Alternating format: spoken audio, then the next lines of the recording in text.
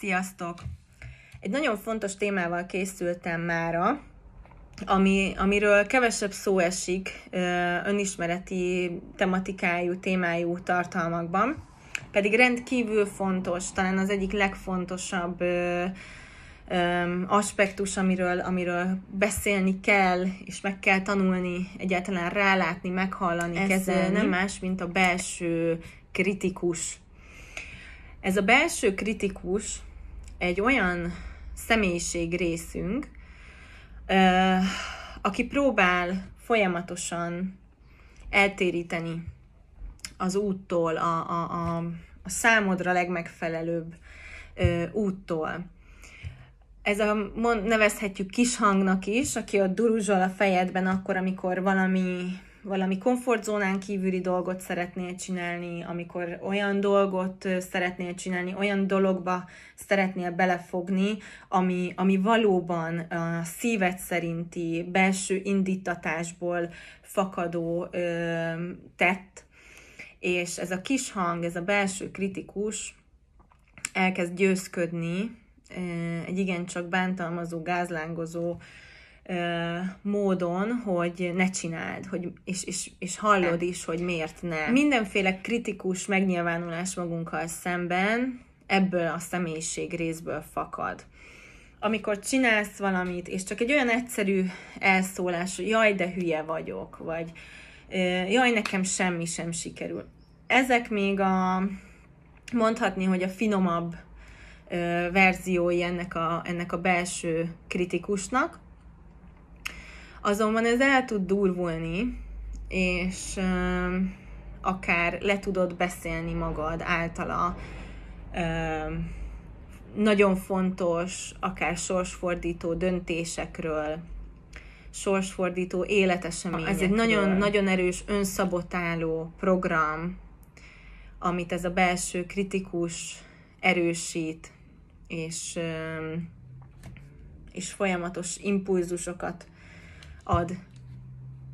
adsz saját magadnak, ne is távolítsuk el ezt ennyire, mert hogy igazából ez egy énvédő mechanizmus tulajdonképpen, aki abból táplálkozik, ez a te személyiség részed, hogy miféle múltbéli, elsősorban ugye gyermekkorból származó tapasztalatokat gyűjtött össze olyan helyzetekben, amikor nem érezte magát érzelmileg biztonságban, amikor kritizálva lett, amikor megtanulta, hogy nem elég jó, amikor nem lett elismerve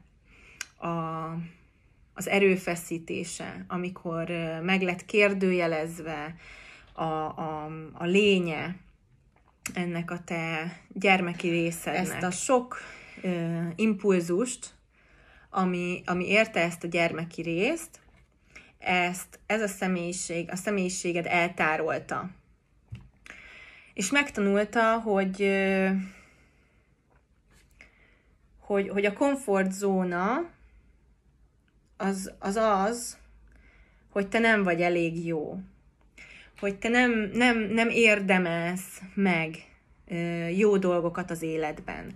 Nem érdemled meg, hogy szeretve legyél, nem érdemled meg, hogy biztonságban legyél, hiszen amikor gyerek voltál, akkor megtanultad, hogy neked ez nem jár, hiszen nem kaptad meg a szüleidtől az érzelmi biztonságot. Bántva voltál szavakkal, tettekkel, érzelmileg eltávolodtak tőled, érzelmileg elérhetetlenek voltak számodra a szüleid. Vagy akár olyan helyzetekben, amikor neked azt kellett volna megtapasztalnod, hogy téged megtartanak, és biztonságban tartanak, akkor ennek épp az ellenkezőjét tapasztaltad tulajdonképpen meg. Ez egy komfortzóna, ez a belső kritikus, aki ambivalens módon azért teszi, amit tesz, ez az én rész, azért mondja, amit mond, mert meg akar óvni. Mert ennek az én részednek a A komfortzónája, a biztonsági zónája az, hogy ne bontakozz ki.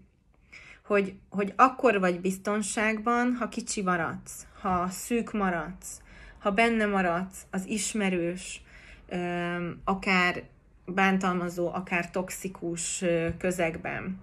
Hogyha nem éled meg azt a valakit, akit a valójában vagy, azt a kibontakozást. Tehát ez a rész azért nem akar hagyni kibontakozni, hogy megóvjon tulajdonképpen, mert számára az az ismerős, hogy nem ismernek el, hogy nem vagy biztonságban, hogy te kevés vagy, mert ezt tanulta meg. Ezek a minták épültek be a rendszerbe. Amikor elkezded magadat bántalmazni, amikor nagy döntés előtt állsz, amikor megszületik benned egy szívből jövő érzés, egy szívből jövő érzet, egy szívből jövő döntés, vagy ott vagy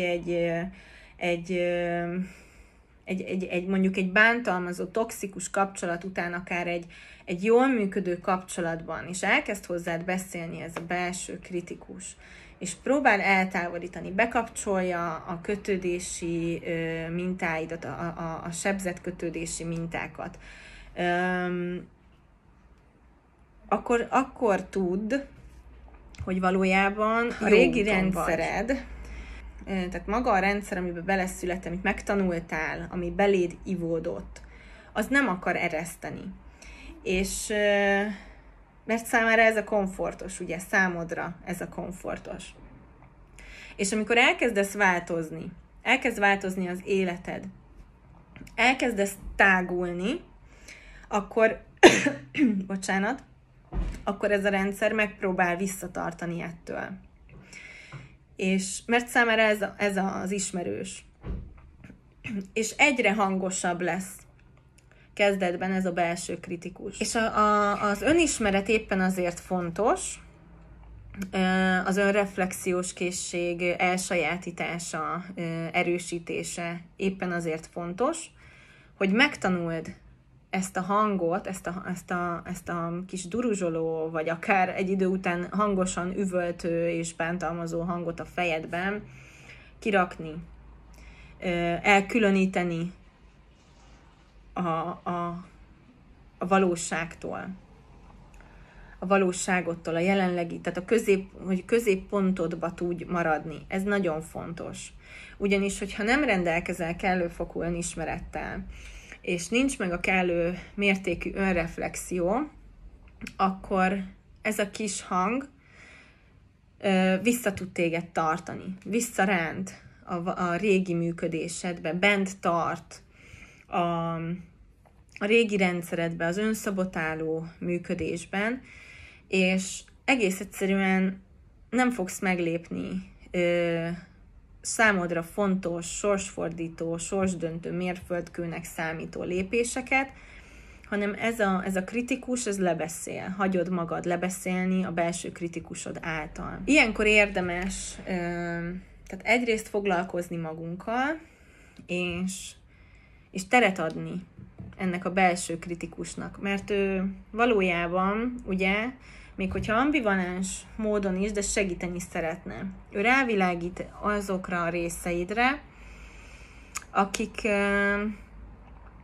akik még nincsenek középpontban, akik elakadásban vannak, akiket valamilyen trauma ért, akik megtapasztalták, hogy milyen az, amikor egyedül maradsz, amikor egyedül vagy hagyva, amikor érzelmileg nem vagy biztonságos. Ezt a belső kritikust, ezt többféleképpen lehet megszelidíteni. Ennek az egyik módja, hogy megismered a saját kötődési stílusodat, ez az egyik legfontosabb, hogy felmérd, megértsd, megismerd, hogy miként kötődsz más emberekhez, és elkezd ezt a kötődési stílust biztonságossá alakítani. Erre megvannak a módszerek, amit meg lehet tanulni, és ez egy nagyon fontos aspektus, hogy tudjam, hogyan kötődök. Nem csak azért fontos, ez egy térkép magadról. Tudom én, hogy mit várhatok magamtól. Tudom én, hogy bizonyos helyzetekben hogyan működöm, amikor mondjuk amikor úgymond benyomják a gombjaimat bizonyos helyzetek, emberek, triggerelődöm, akkor mi az, ami nálam bekapcsol. Elkezdem elutasítani, eltaszítani azt, akitől egyébként megtapasztalnám a biztonságot, elkezdem eltolni magamtól, ellökni, vagy éppen elkezdek nagyon szorongani attól, hogy elveszítem azt az embert, aki számomra biztonságot nyújt, vagy azt az élethelyzetet, vagy azt a munkát, vagy bármit.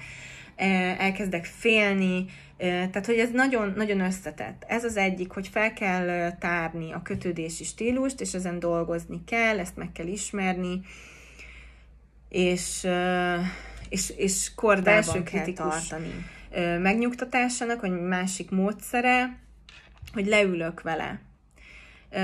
Leülök, és ezt most értsd szó szerint, vagy képletesen, teret engedek neki. Leülök, és figyelem őt. Figyelem, hogy mit mond, miért mondja, és mire szeretne ő rávilágítani. Ez azért egyedül nem olyan egyszerű.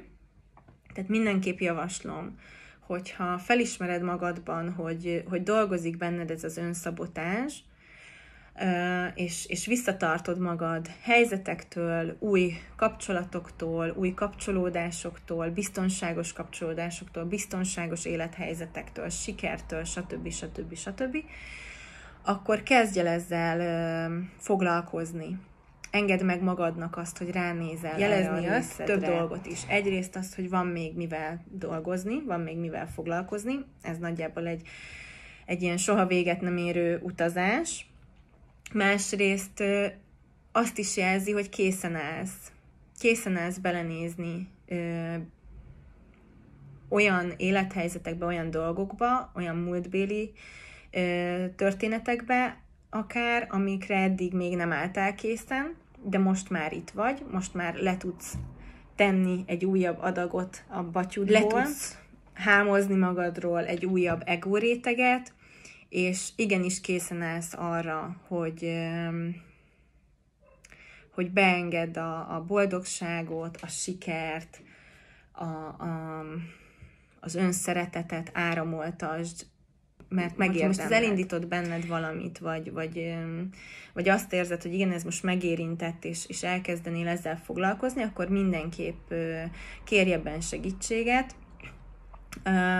Kedves barátnőmmel és kolléganőmmel, Hajdú Viviennel mi is készülünk egy ilyen találkozóra, amely éppen erről az önsorsrontásról fog szólni, miként gátoljuk magunkat, miként akadályozzuk magunkat a vágyott élet megélésében. És erről fogunk hamarosan beszélgetni, nagyjából 2 hét múlva hétvégén a tervek szerint fogunk találkozni, és Vivi a maga módszerével, az Access Bars módszerével és különböző access-es testkezelésekkel készül nektek, én pedig önismereti trénerként és női kiteljesedés mentorként jövök, és segítek éppen most ebben a témában nektek. Úgyhogy várunk titeket itt is sok szeretettel, egyénileg is kereshettek, akár engem is, akár Vivit is, és egy mentorprogram keretében is többek között ez az egyik téma, amiben segítek nőknek, hogy ezzel tudjanak dolgozni, erre rálássanak, és végre elérjék a vágyott életet, a kiteljesedést. Mert nincs is szebb és felszabadítóbb érzés annál, mint játszmák nélkül szabadon, boldogan élni. Úgyhogy tartsatok velünk, kövessetek minket az oldalainkon, szeressétek magatokat. Sziasztok!